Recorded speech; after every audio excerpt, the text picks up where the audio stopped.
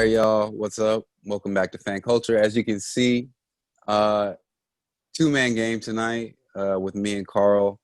Sakani and Sid took the night off.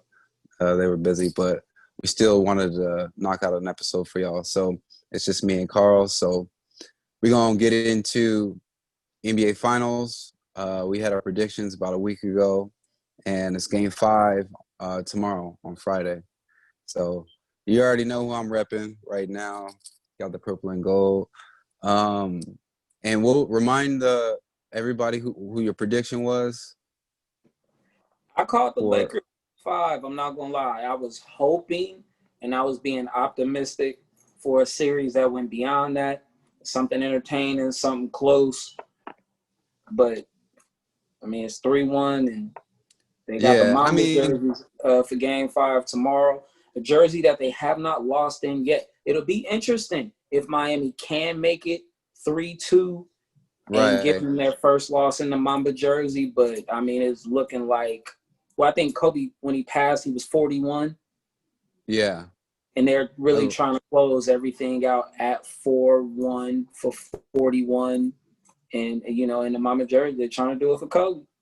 I mean, there's a lot of things tying back to, you know, the late, great Kobe Bryant and wanting to finish this season out with, you know, on a high note, you know, and wanting everything to line up. And I hope the team doesn't get into like, you know, wanting to do everything perfectly and sing, because, I mean, everything is not going to line up perfectly, but I feel like the driving force of this season has, up to Kobe's, or after Kobe's death, has been more fuel to the fire, you know, and it kind of put our feet to the coals as far as like getting better at the things we weren't good at. You know, we still struggled in the playoffs with certain things, some of our defense, you know, making shots, stuff like that, but we still managed to make it to the finals. So hopefully we're able to close it out. It'll be the first time in 10 years. Last time they won, I was a senior in high school, so I had just graduated, I think. So yeah, that's pretty. So let's say, what worst case scenario, they do win. I mean, they do lose, right? The Lakers lose. Mm-hmm. What percentage chance do you give Miami coming back from behind and winning the series? Winning 3-1? Yeah. Coming back from 3-1? Yeah. I give them like a 5. Wait, you saying if they win tomorrow night? If they win tomorrow, what percentage do you give them to win, like winning in a Game 7 situation? Yeah, I give them like a 5 to 10% chance. I mean, so to win. 50%. No. I'm talking about I give them 5% to win like 3 consecutive games against a LeBron James, the way that he closes out, like the stats that he has in closeout games. He closes well. I think that should be counted in terms of like, I think Skip Bayless, I don't know if he did, but if he didn't, he definitely should have copywritten clutch gene. But just in terms of that, I think the way that he performs in closeout games speaks to how clutch he actually is when people say he isn't. And I don't. No, I think a lot of people are starting to realize it. Go, I'm sorry, I didn't let you finish. Go ahead. No, it was really just that I don't see Miami winning 3 straight games against him, because he's good enough to win a basketball game by himself. So to see him lose 3 straight games, I don't see that happening. Just because I don't think he's the greatest doesn't mean that I don't think he's great. He's just not the GOAT. But no, he can win 1 out of 3. So Miami not doing that. For sure. So after this season, where do you see the Lakers going? You know, do they try to compete for a repeat? How do you think they'll rebuild, or what will remain? Because, I mean, for one, you know, there was a lot of talk about Kyle Kuzma being the third, like, of the big 3, which he hasn't been. but he still, I feel like, contributed to the overall success of the team. He's hit big shots. He's, played defense, stuff like that. What pieces do you think should stay, and what pieces you think will move, or should move, I should say? It's interesting because the Lakers have done nothing but give Anthony Davis every reason to re-sign, but still, people forget that he's going to be a free agent at the end of this year. Yeah, he Like signed it's a not, 1 year. and it's not like because he was still on the end of his contract from New Orleans, and there's no guarantee that he's going to re-sign. Like I wouldn't be shocked if Anthony Davis said, "I learned from LeBron. I got my championship. Now it's time for me to go do my thing," because maybe he just doesn't want to be a Laker. And maybe it doesn't have anything to do with LeBron. Some people just don't want to play for certain franchises. Some people just don't want to live in certain places. Prior to getting traded to LA, I recall a lot of talks about him saying he wanted to go back home and play for Chicago. Like, would I be shocked if I saw in the offseason him say, I appreciate everything LeBron did for me. I appreciate everything that the Los Angeles Lakers did for me. I'm glad that I was able to make history and do that for Kobe. But I just really want to go back home and try to do the same thing for Chicago now. I want to do the same thing for my home franchise. Would I be shocked if he did that? No. So I feel like the biggest thing in terms of them being successful next year is what decision Anthony Davis makes. From there, I don't think it would be smart to continue to try to make Kyle Kuzma your third star because I feel like I didn't get enough of that. Rajon Rondo needs to be re-signed. He's been absolutely amazing with the two of those individuals. Just his hustle. His intellect and his hustle is enough for him to be on Yeah, the floor and win with the two of them. Who would have thought Contavious Caldwell-Pope? I was just gonna say KCP. If I'm not mistaken, I think he's now tied for the most threes made in Laker postseason history. Really, and Yeah, he's just only like played. This not is like the. all postseason, but just like for one postseason year. So Oh, from the I see. first round, second round, just this year, from Oh, the okay. first round through now, like he's hit like 44 3-pointers. And I think he's now tied for the most 3-pointers made in Wow. one postseason for a Laker. So, I mean, who would have thought that? Like, I want to say last game, he actually was the third leading scorer. And he had 15 in game 3, I think. Like, he's really been showing up, finally looking like he deserved his contract since he's been with the Right, Lakers. right. I feel like just after this postseason performance, as somebody that you look at re-signing, I'm not giving you more than $10 million, but as somebody you look at re-signing, Danny Green, I think, needs to leave. I feel like Kyle Kuzma needs to be flipped. I can't remember if he's going to be a free agent this year or not. I think he might This have will be one his more year third under year. No, contract. this I is think his he has. third year.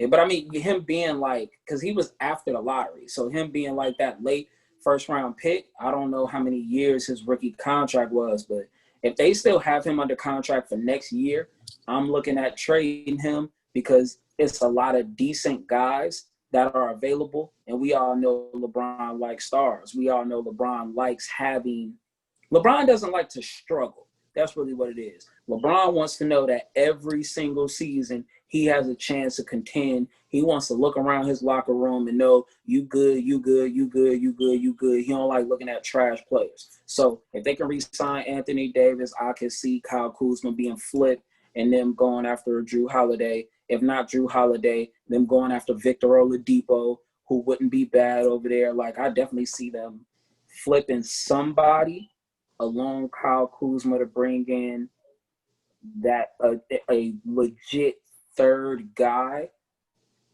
whether they be like actually a star or right below that. But no, I definitely see them Hmm. bringing in somebody to try to complement him and Anthony Davis. But it all starts with Anthony Davis and whether he re-signs or not. I see. For me, I don't know. I mean, you sign a 1 year deal to see how it goes, but to me, I feel like him and LeBron play really well together. And for him to go to, let's say he does go to Chicago, right? Mm-hmm. You're the guy, and then you're playing alongside Zach LaVine and whoever that cast is on that team. I don't really know that Lloyd team very well. Markkanen, Otto Porter Jr., Thaddeus Young, Wendell Carter, whoever they take with the number 4 overall pick, Kobe White. Nobody, aside from Zach LaVine, nobody legit. Okay, so to me, to go and start over brand new and try to replicate that same thing, because he's going to want to compete for championships. Once you've kind of been indoctrinated into that championship kind of like mindset and like pedigree or from the organization, I feel like that's very attractive on wanting people to stay and just cementing your legacy as a Laker big man. I feel like a lot of people take on that challenge. Even Dwight came back, you know what I mean? And I feel like he's having some sort of, what do you call it? Not retribution, but just kind of like, Resurrection? huh? Like a resurrection? Resurrections of sorts, but just kind of like, making up for lost time or feeling like he didn't really give it 100% while he was on the team the first time around. So, But that's I'm sorry, because I don't want to cut you off either, but I hate when people do that. That man led the league in rebounds as a Laker with a bad back. People do not give him credit for the way he acts. The man averaged like 17 and 12 as a Laker with a bad back. That's hard to do. Can you he really has just come off of a back injury. He literally, yeah, I remember a back now. injury. Yeah. He couldn't sit down. I remember him doing an interview saying, "No, me sitting in this chair right now, my shoulders are on fire. Like my shoulder, my spine, my lower back. I really have back problems." The man led the league and rebounded, and then got swept by the Spurs. What was he supposed to do? Kobe was already. We were trash. We were trash then. On. Yeah, we were trash then. But I don't know, if you really look at his numbers, look at his numbers in Charlotte, look at his numbers in New Jersey, look at his numbers in Atlanta. Well, I'm sorry, not New Jersey. He's always, even on an off year, he's always had decent numbers. The fact that I'm trying to point that I'm trying to make is that it's in a different capacity, but I feel like, like the unfinished business type of thing. You know what I mean? You want to be a champion with the Lakers as a big man. I feel like he's able to do that now this year because the team is more complete and there's more help, you know what I mean, as opposed to the time where he was here. He was on the team first. But anyways, I hope he stays. I hope most of everybody stays. The only people that I would be willing to give up, honestly, is just I mean, I like Danny. It's just he was really inconsistent this year. And if we can just get more solid, like a more solid shooter, or just somebody who can fulfill a different role, and we can just draft a shooter or whatever, I feel like that would be a little bit better going forward. But everybody else, for the most part, I like Caruso. I like Kuz, despite what everybody says, just because he shows up. But yeah, we'll just have to wait and see. I want to ask you how you feel about this, because earlier I saw something from Jalen and Jacoby's podcast where they had an NBA veteran. He retired. He played back in I want to say the late 60s, early 70s, and I apologize, I can't remember the man's name right now, but he actually played on the men's Olympic basketball team when the two track artists raised their fists and had the black gloves. You recall, it was the 68 Olympics. Carlos. Yeah. He played sometime after, I want to say he might have been 17, 18 around that time, because that's when professional basketball players couldn't play yet. So he might have been like 17 at that time when he played, but he helped us beat, I believe he said like Yugoslavia or something like that for the gold medal. But they asked him, you know, how he felt about the NBA Finals, and they also asked him to speak on just what he thought of in terms of the greatest all-time debate. And they asked him if he felt like people in his era were overlooked. His response was the only person he believes in his era to be overlooked is Kareem Abdul-Jabbar because of, you know, the success he had on all three levels, high school, college, winning 6 championships in the NBA. And then he started to speak on just like the individual evolution of basketball Yeah. players and how players today are just far more advanced than the ones back then. He was like, you know, because when I play, you catch the ball, you back somebody down, you turn around, jump hook, you run your butt back to the other side of the court. But Right. nowadays, you know, he was like, I'm 6'8". Today, those are guards in the way that they Yeah. dribble, the way that they shoot, and blah, blah, blah. And he The said, game you know, evolved. right. He was like, just based on the evolution of a player, he was like, but what he said was that LeBron James, we might be watching the best. Like we might be watching the greatest. I don't know what the argument is. I don't know what the argument is, but I feel like if I were to give you an answer, I would go with LeBron. My question is, does the evolution of the game only help LeBron James's argument? What I mean by that is when you look at LeBron and you say, well, based on how good he is today, and you compare it to what players were in the past, and you say how dominant he would be against those individuals, does that go for every player? Like, would DeMar DeRozan be a champion if he played in the 70s? Would TJ Warren go from being a role player to a star in the 90s? Would Ish Those Smith be things a are star? Like, is it just LeBron who gets that argument? no. Here's the okay. You kind of covered a lot of things in that, and I'm gonna try to unpack it. The first thing with Kareem, the reason why people overlook Kareem is because guard basketball is more exciting than big man basketball, and the why I say that is people go to the games to see 3-pointer. That's why Golden State was so exciting to watch, because people go to the games to see, you know, 3-point specialists. I mean, yeah, if you dunk like everything like Giannis, that's exciting, you know, but Giannis puts it on the floor. Like you wasn't going to see Kareem take it end to end. You know, he's going to get to a spot and then he was going to put it to where you couldn't get it, or he was going to, you know, pass it to an open three. Like he was still a cheat code, but if you look at it comparatively to like who's considered great players, well, I shouldn't say greaters, or greatest of all times, or just people in that stature, they're all mostly guards, or at least that's what people remember. You got Mike, you got Magic Johnson, you got Kobe, you got, well, LeBron's a small forward, but essentially he plays a guard position. So that I feel like contributes to Kareem being overlooked, because I mean his catalog is crazy. His resume is insane from when he started playing to like when he finished playing. So that's the only explanation I can give.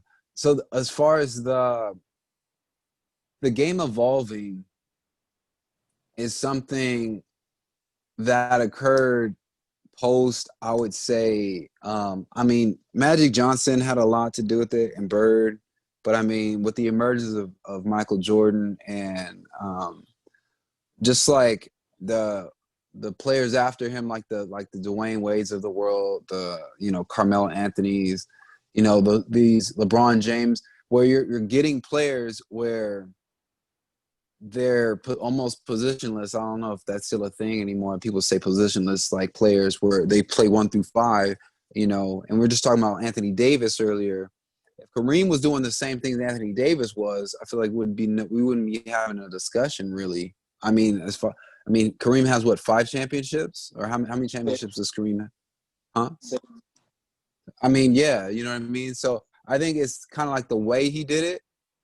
Um, he wasn't Air Jordan with, his own shoes, and like his own like merch line and, pulling up in Ferrari. You know what I mean? Like, I feel like that lifestyle is more, attractive to most people and it's more exciting. So I think with the game evolving, LeBron doesn't have any control over that. He was already playing like that. You know what I mean? He was playing dominant. He just got better.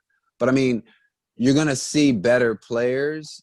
If you're saying if we dropped a player from now back then, there's a lot of variables that come in with that. Are we giving him with knowledge of today's basketball and skills, just dropping Literally, him?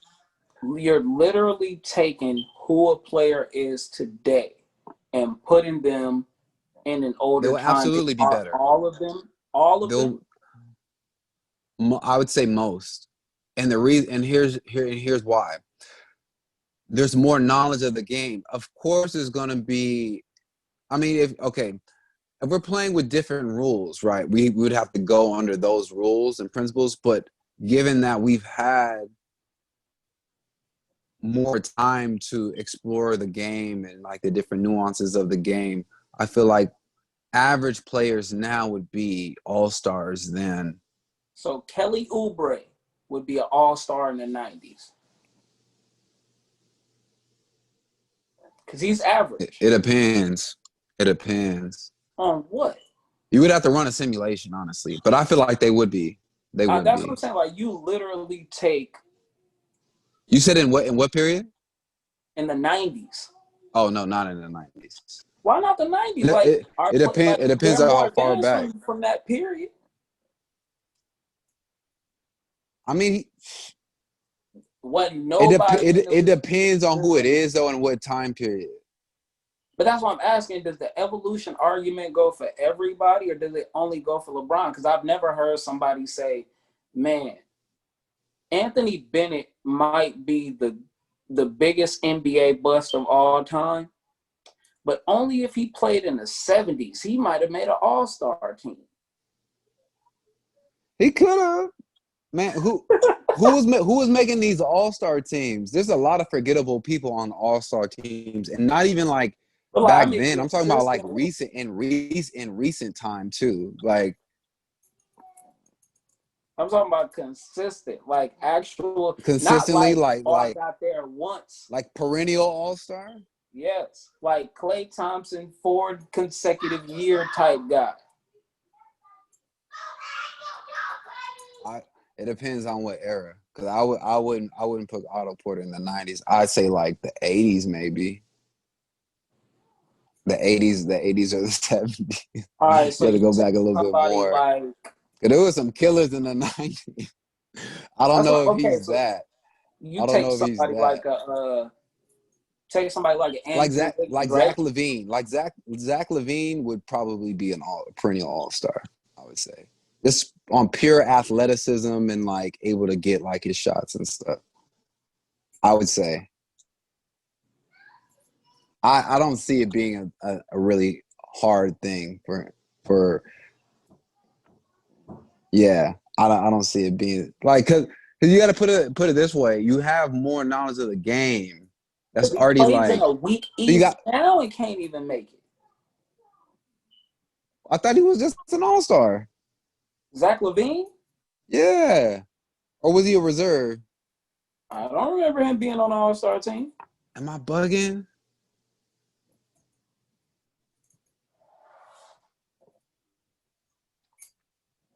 Well, shit, Luka. No, Luka can give me somebody buckets any era. I mean, Luka's giving you 30 now in what is supposed to be the most talented era. But I mean, it's an open era as well. Like Luka didn't. That's what I'm saying. There's a lot of variables to it. Luka Like didn't there's like different. how Luka said. I understand what Luka's doing or where he's coming from. He just wants to play basketball. That's how I feel.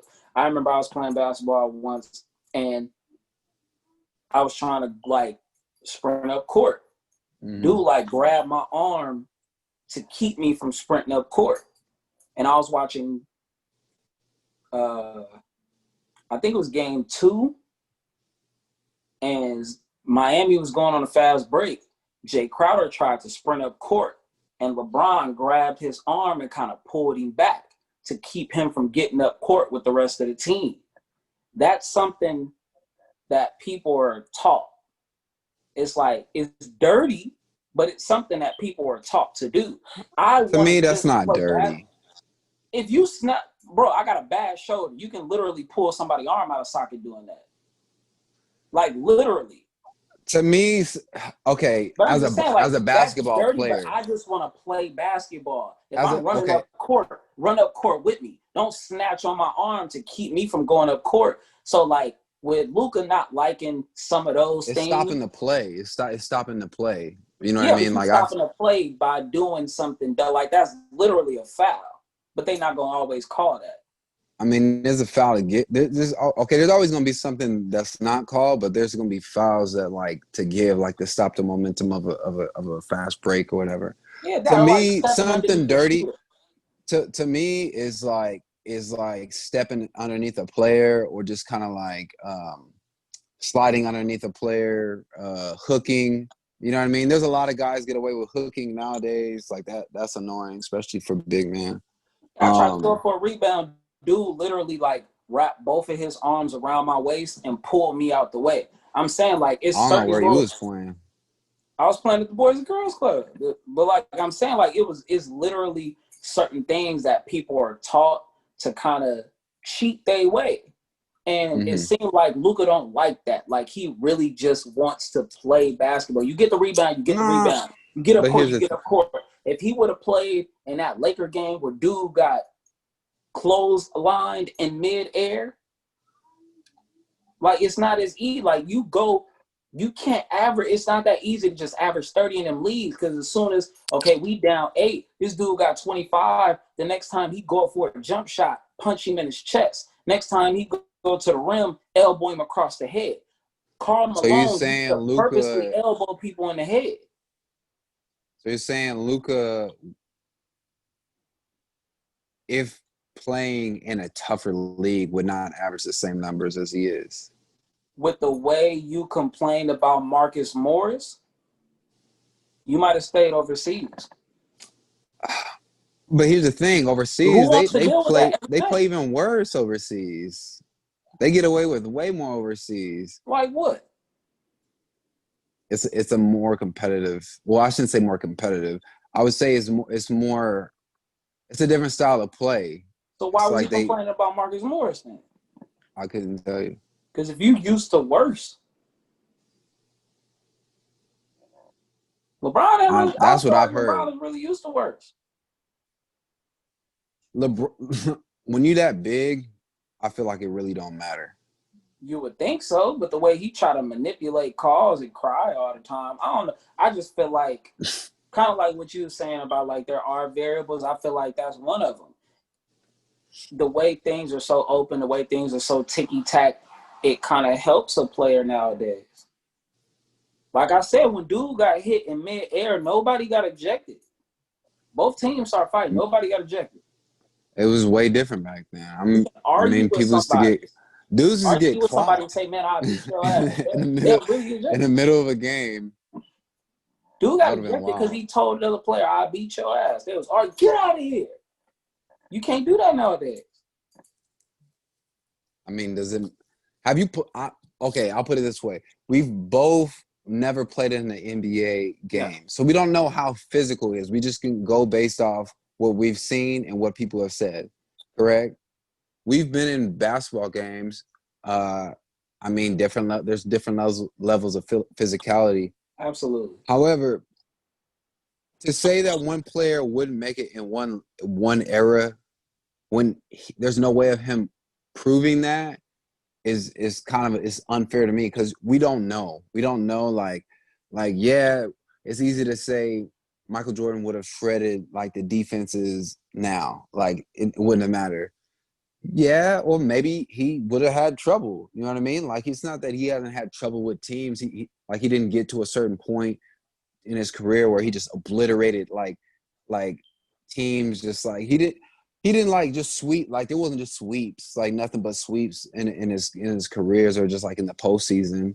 So I feel like it's unfair to LeBron and to other players, not just LeBron James. People should put Kobe in that category too. You know what I mean? So if they're not playing in that current era, we can only speculate. But I'd like to say he would have been just as dominant. Because, I mean, who else at that time is playing like he's playing besides Magic Johnson? Even Magic really wasn't playing like he was playing. But I mean, but that's another part of it. That's another part you have to take into consideration because a lot of times you're playing the way you're coached and allowed to. That happens too. Michael Jordan averaged in a season 32 and a half, 8 rebounds, 8 assists, even 3 steals, shot like 49% from the field. You look at that, I've never seen, I mean, aside from like Russell Westbrook, like averaging a 30-point triple-double for the season, but he didn't shoot 49 from the field. Like, you really don't get 30 How many points. shots did he take, though? You know what I mean? Like, Ooh, to me, Russ, no, I'm talking about Russ. Russ. Like, Russ, to me, is Russ's stats, they're great, but I feel like they're semantics at times because there's always kind of, to me, an asterisk next to it. But I'm not really trying to like get into like talking about Russ really. No, I'm just saying like in terms of an individual having an all-around game like that, it came to a point to where you realize in order for us to win and really play team basketball, you have your rebounders, you have your assist man, you have your scorers, you have your three-point shooters, you have your system in play to play team ball and win. I've always felt like that may have been one of LeBron James's downfalls, just trying to do too damn much. If LeBron James has simply focused on, I'm going to get 30 every night, he might have been a little more successful. And they really placed somebody next to him to control the ball with a high IQ, and they play shooters around him and defenders around him and rebounders around him, he might have been. So how much better are we talking about in terms of championships? Yes. So if he would have got a primary ball handler, he played alongside that primary ball handler earlier instead of electing to be a distributor and a scorer. Instead of electing to trying to do everything. So who's somebody you would have had on his team, who you would have paired up? Because then do you then take away the greatness of LeBron James? Is it then more of that other person's team? Because people have a problem with LeBron teaming up with good. So how good of a guard would you pair him up with? Well, the problem with LeBron pairing up with somebody was the fact that he left the team that drafted him to go to someone else's. But in terms of why are we getting okay? No, I'm talking about it doesn't matter what team. I'm saying Cleveland, Miami. No, Cleveland, Miami, Lakers doesn't. Okay, earlier on his career, we'll just say Cleveland and Miami because like this is Lakers is too late. It's too late in the game. Who? Okay. For the Cleveland Cavaliers, who would you pair with them? What guard? If I was the GM of the Cleveland Cavaliers and I drafted LeBron James and I sat down and I told LeBron James that I wanted him to be more of a scorer and not so much of a facilitator, at that time I feel like a good point guard that you could have put with him in the early 2000s might have been somebody like a Andre Miller. Would have been a good point guard that you could have put aside him. You don't have to be like an elite guy, but like Andre Miller would have been somebody good. I feel like could have fit somebody so like. You're saying how many? A lot of people. How many how many better? How much better are we talking? Like like one more championship, two more championships more with Andre Miller, or Andre Miller caliber player? Is that what you're saying? How I'm just many talking about more? in terms of a type of point guard, and then yes, also caliber as well, but a type of point guard I would put next to him, somebody that can still defend at their position, that can knock down an open shot, but that's more so your actual facilitator and guy that's going to run the play. LeBron James is the guy that's going to score, and then you like I feel like one thing that kind of hurt was Carlos Boozer leaving, because Carlos Boozer only played 1 year with LeBron, which was his rookie year, and then he finagled Cleveland, where he spoke to Cleveland management, and he was still under his own rookie deal, and he told them, if you let me out of my rookie deal, I'll re-sign with you for an extension. I just want more money. Cleveland obliged, and they let Carlos Boozer out of his deal. But what happened was, when he was on the open market, Utah threw a huge contract at him, and they offered him like 15, 20 more $million total than Cleveland was. So at that Mm-hmm. time, he said, I'm going to Utah. Y'all can't give me more money than this. I'm leaving. So I feel like Carlos Boozer not being there kind of hurt his early years, but that's just on another. But I feel like that's a good power forward that could have been next to him as well. But yeah, I feel like when you really look, you might not have, with LeBron James not being as dominant and not doing so much, you might have the argument that maybe he might not have gone to as many trips. Possibly. It really just depends on the roster itself that's constructed. There's Because like I said, literally so you many really could have put together a better thing. Like a better there's literally so many variables we can go over. I think what's going to happen is people are going to look up one day, LeBron's going to be at the end of his career, and they're just going to be blown away by all the things he's accomplished. You know what I mean? And like what though? not to say Blown away by what? I don't know, being almost damn near first in everything in the postseason, like it's stats wise. He's played in like 2,000 more minutes in the postseason than anybody else. Okay, so what? Okay, so your point is saying he's played a ton of minutes. What does that even matter? It means that if I'm great and you're great and you've done something for longer, you should have more total. If other players admit to his greatness, I don't see why people can like average people can. But I feel like people like to dim the lights of LeBron James just because Michael Jordan exists, and at times I feel like it's pointless, honestly, because there's always gonna be something something like people don't like that like he does. Because like I saw earlier today, like he wouldn't be in the finals if it wasn't for Anthony Davis. Okay, yeah, sure, but was Anthony Davis on all those other teams he went to the finals? Like if somebody makes it to the final, Karl, if I told you that like I could, if I got a new car every year, you gonna expect me to get a new car every year for the most part, right? If I like, yeah, I got a new car, I'm thinking I'll get another one next year. I'm like, yeah, he probably gonna get another. I'm just waiting on what it's gonna be. Bro, I went to 8 consecutive finals. You know what I mean? You can't knock people. I don't care who's on your team. You can't knock that. You can because you want to, but I mean, no. This is all. I applaud an individual for getting to the finals. I applaud Jimmy. What is your thing with LeBron James? I already explained. This is what it is. I'm gonna tell okay, you. let me see. I'm gonna tell you. You don't think he's as great as what people think he is? Some. Okay, that's fine. I think the man is the third greatest basketball player. He's the third best NBA player I've ever seen. Why is that not good enough? That's fine.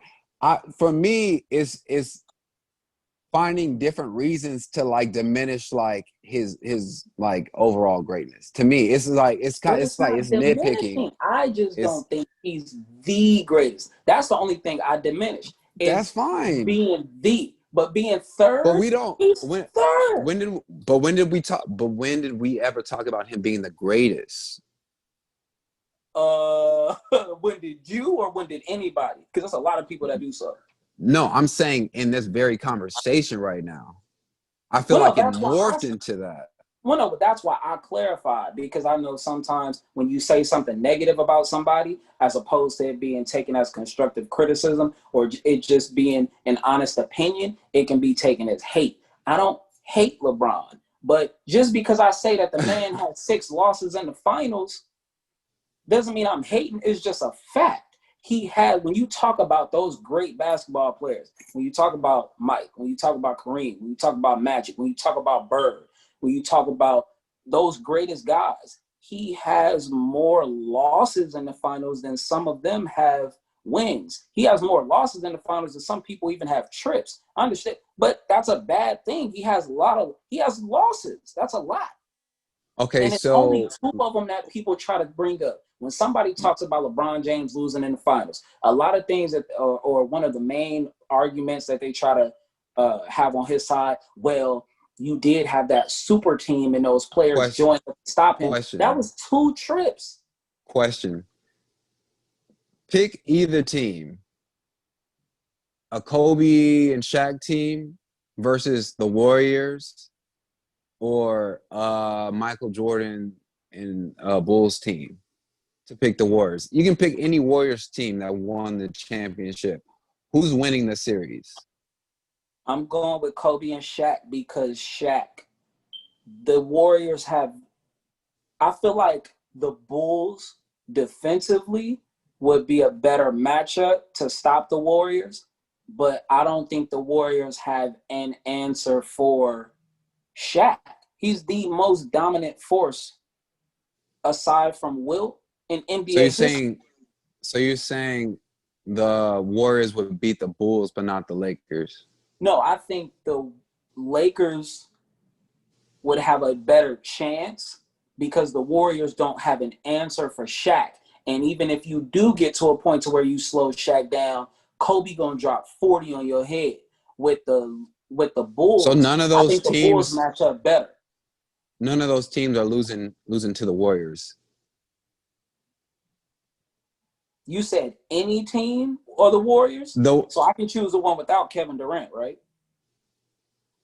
I mean, if you want, I mean, if I can choose either one, then I think the all right, Bulls. pick the one with Kevin Durant. With Kevin Durant, the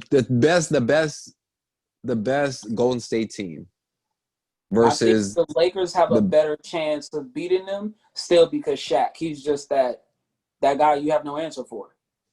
So if they matched up in a, let's say, in a final series 3 times, how many times? What's the record for both teams? I get the Lakers too, Two to and one, I say the Lakers win too. and then the Golden State would pick up one. Yeah, I'm not gonna say that they would beat them all 3 series. I'd say the Lakers get one. I mean, I'll say the Warriors can get one with KD, but I just think Shaq. Well, like, who do you put on Shaq? I don't even know who the big man was for Golden State. It Who was was like it? Pachulia, Zaza, Zala. yeah. It's Like between it's a them, I think mismatch. JaVale McGee might have been on that roster. Yeah, Like, come but on, then Shaq. are you playing with today's rules though? Even with today's rules, you fouling me every time I go to the hole.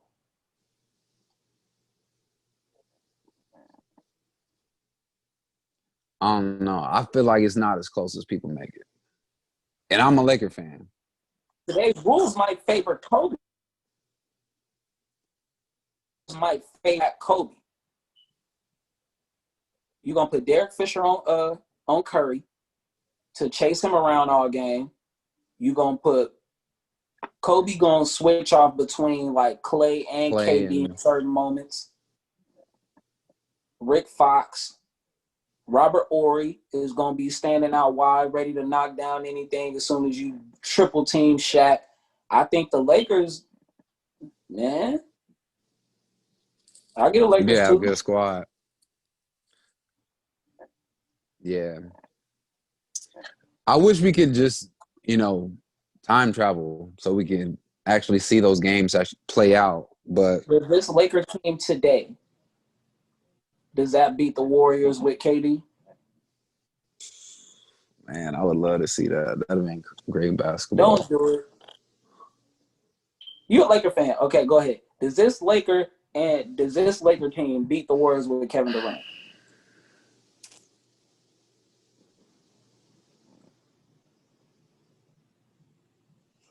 Okay, if we can limit their perimeter shooting, yeah, I think we can. What kind of We answer find is a that? If you can if we limit, find a way to limit. Yeah, if anybody can limit their perimeter shooting, no, but I'm that was saying their like yeah. biggest thing. I feel like they could.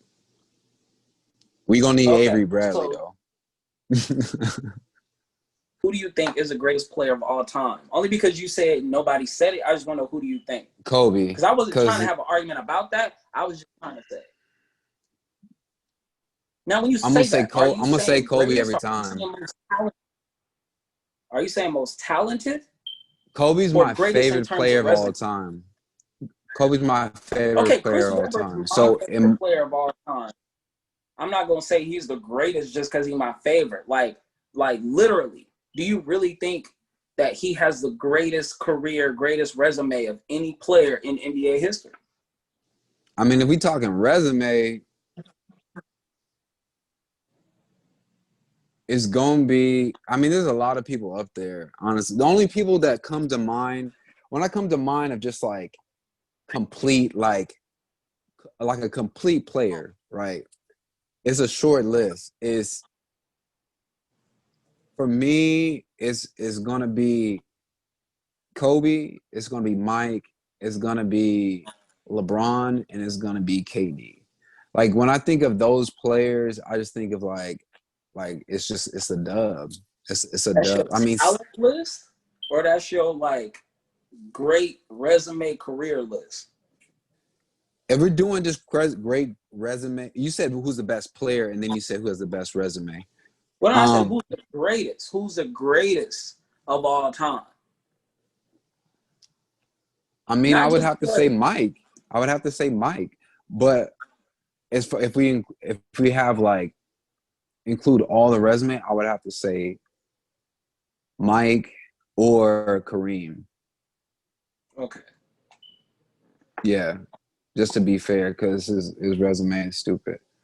So yeah, that's who I would pick. But as far as just complete players, those are like just players I feel like are the best players. Like drop them anywhere, any time period, like they're gonna give somebody buckets.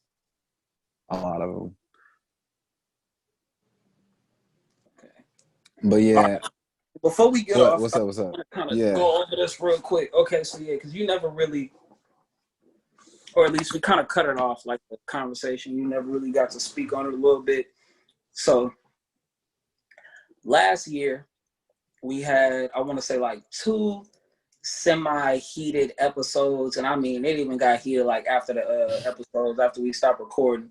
But we had a conversation about the WNBA. I'm gonna repeat my statement because if I said it once, I'll say it twice, and if I said it behind your back, I'll say it to your face. I really don't care. And it's this. I say it to one of them. It's this simple. My comment was nobody really cares about women playing basketball. Context to that was just simply on how big the WNBA is as a league, where they stand, how far they can possibly go, how big we see them going. The other day, there were some text messages where some stats had been shared where the WNBA saw a 60+% growth in their viewership over the course of, I want to say it was like 4 home games that they were specifically talking about. 2 of the games well, the games themselves saw like an average of 400 plus thousand views or viewers. Two of the games reached actually over 600,000 views. One of them peaked at like 647,000 views, something like that. And it was a statement made by Sydney, who was one of the main individuals talking about how he did see the WNBA growing larger than it was. They just really needed to market more. They needed to promote their players more, promote the league more. They just needed to put more behind themselves. I just really didn't feel like people care about girls basketball for it to be much, much larger than it is now. So the numbers that he provided, although were better than they were last year, are not the league's best ever. They compared those numbers to the likes of the 2012 season, which on average only averaged 180,000 views per game, which was the worst in league history. That season alone, they had a game reach 104,000 viewers on ABC. The numbers that he posted, the peak game was 647. So you had a higher peak 8 years ago. But the league signed a new CBA before this season to air more games to bring in more viewership. You can't go to a game, so the only thing you can do is watch from home. At that time, you could go to a game, and they still have better numbers than they do now. Do you feel like the WNBA is bigger than it's ever been? Have you seen a growth in the WNBA since that new CBA, since more games have been aired? Do you still feel the same way that you did last year? Okay, I'm gonna preface this real quick to say that I've never been a real fan of like the WNBA. Not to say that like I don't encourage the growth and the sport and competitiveness of women's basketball. But if I'm being honest, I never watched games. I don't really know like when their season starts. I'm always really surprised when I see like their playoffs or like their well like their finals or on TV. I will say that recently I've seen a ton more commercials for it and just kind of like the promoting of it. I don't keep track of their numbers. You know what I mean? That's something that you and I guess Sydney looked up recently. But I will say that, you know, it to me, it doesn't make me no difference. I remember the debate that we had. We were on the same side, and like Sakani and Sydney were on opposing side. And earlier in the week, we were talking about like the numbers and stuff. I didn't know it was compared to like the 2000. Well, I didn't know like where the numbers were pulled from. I was just like, I wasn't really paying attention to the conversation that much because, like I said, it doesn't make me no different whether they do well or not do well. Is it better for the game of basketball? Yeah, I would say it's better for the game of basketball that they are better. I don't see what would be damaging by having more viewership and more like involvement, you know, with like women's basketball. But my biggest thing was that it's just not as entertaining as men's basketball, and that's not a knock to women's basketball at all. That's just for me, and we kind of like discuss that too. How it's like, well, we're saying that it's not entertaining, but their argument was that it was like we're just saying that we're like we have to leave it up to like you know the fans or like the public to kind of like confirm that. But I don't know how much amount of data would confirm that. But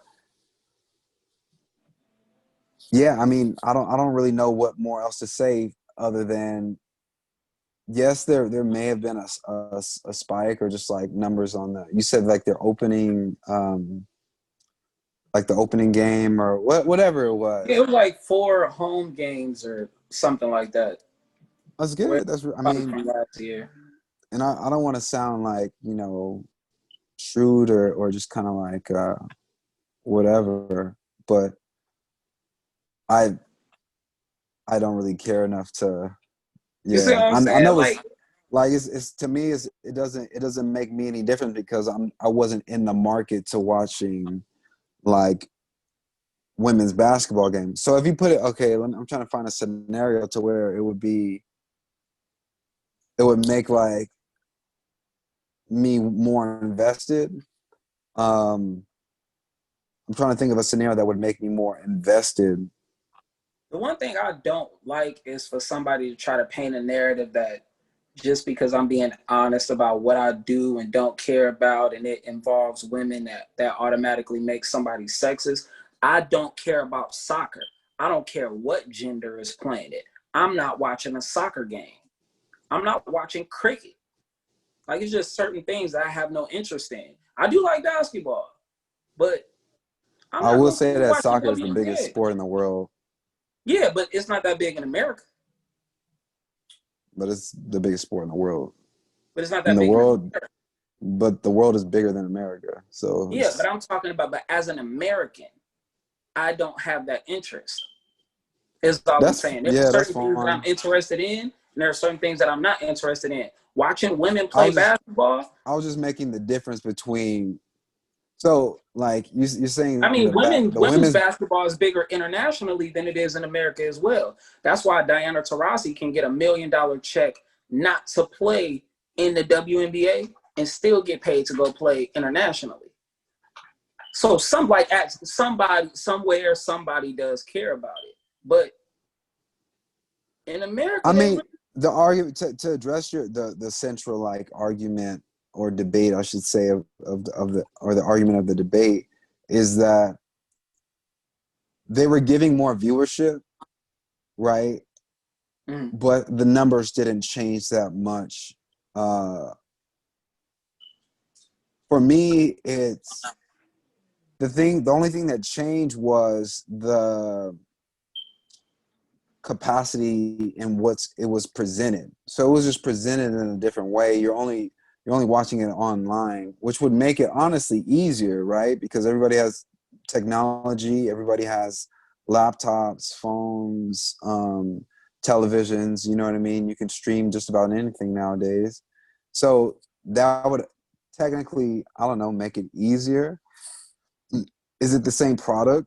No, but if we're just going based off of this gives more, if we have more promotion, we'll have more viewers. I don't know if there's a direct correlation there. You know what I mean? I We're mean, just throwing especially when promotion. okay, you have more viewers, but I you mean, only have you more could viewers. just, You still you don't have more could. viewers than ever. You've been promoting more than ever. You're playing more games than you have in recent years, but the numbers aren't better in terms of like the games that Sydney talked about. They're not better than they were 8 years ago. So it's like those are the best numbers since then. But if you're like I'm saying, it's not, the league itself is not at a new height, Yeah, and I they're mean doing more. that might be the case. I mean, like I said, I really the only time I'll probably like look at like a WNBA game is like if I have a daughter and one day she becomes a WNBA star or something. You know what I I know mean? a Or girl just who she's has a just like in very, basketball. yeah, like I know a girl, childhood friend. She has a really good chance of making it to the WNBA once she graduates from Arizona University. Once she's done being a Wildcat, I'd watch her play there. But aside from that, really, like honestly, I sometimes, and it's weird because I say I don't really care about females playing basketball, but I've been more Women. entertained by watching like the WNCAA than I have by watching Oh, like WNBA games. women's college Yeah, basketball? like I've watched women's college basketball and been entertained by that. Like when Skylar Diggins was in college, I watched a couple of her games. when Maya Moore was in college at Connecticut. I watched a couple of her games. Straight killer. Yeah, like those were like, I don't know if it's the game itself, condensing it to two halves. I think Like the crowd makes it a little better. What it is what you're accustomed to seeing on that level of play. So with the WNBA, they're professional players, but it's not the same as the NBA. You know what I mean? As far as like physicality and Athleticism and athleticism. I mean, not to say that these aren't athletes. It's just it's not the same. So I think what you're accustomed to, I feel like you feel and see like a drop off when you're watching a WNBA, because you know that you're watching a professional game. So possible. Highly possible. I mean, it's logical. Because that's the only thing I can kind of grasp from it. Or you just is simply uninterested. Like X Games, right? There's plenty of people that look forward to the X Games every year. You know what I mean? And I've watched the X Games a number of times, and just kind of watch the different events. But like, am I gonna watch like motocross and like skateboarding year round? Like, you know what I mean? It's just what people, we have to look at like what people actually like a lot in America. And I think maybe instead of, I mean, with conjunction with more promotion, and that's why I said earlier, what other steps could they take to stimulate growth of the league? Maybe we need to do some more research to see what they're actually doing, but there's just certain games and certain sports that, like in America, that people kind of gravitate towards, and that's usually. Okay, you say you've been seeing more commercials lately. I've been seeing a ton. Has that made you want to watch a game anymore? I just think it's dope. But has that made you want to watch a game? No. I just think it's dope. I just think it's dope. But there's certain commercials that I see that like aren't meant for me. So maybe they're not meant for. I don't know who their target audience is. You know what I mean? If I'm an executive at the WNBA office, right, and I'm into like marketing and like, viewership and stuff like that, I don't know what their game plan is. You know, put a Dorito bag in a commercial? Huh? Like you want them to make all the girls dunk? That's gonna make you watch? Like, no, it's a thing. It's a thing, and I'm not here to bash women either. I'm not here, and I feel like we've been on the subject for a little bit too long. That's what I'm saying. We're not sexist. This is just how we feel about like we're just not. It's just not meant for. Well, some things aren't meant for certain people. So like you see a commercial. Tennis is cool. I mean, I was just gonna say that like there's certain commercials that come up. You're like, oh, this is definitely not for me. You know what I mean? And that's just kind of like in a nutshell how like I feel when I see WNBA commercials. What I do like about them is that they're really informative, and they're really like I think it's dope to see, because who knows watching them that's like, I don't know, like a little girl or like somebody like who like somebody who was just make $35,000 a season.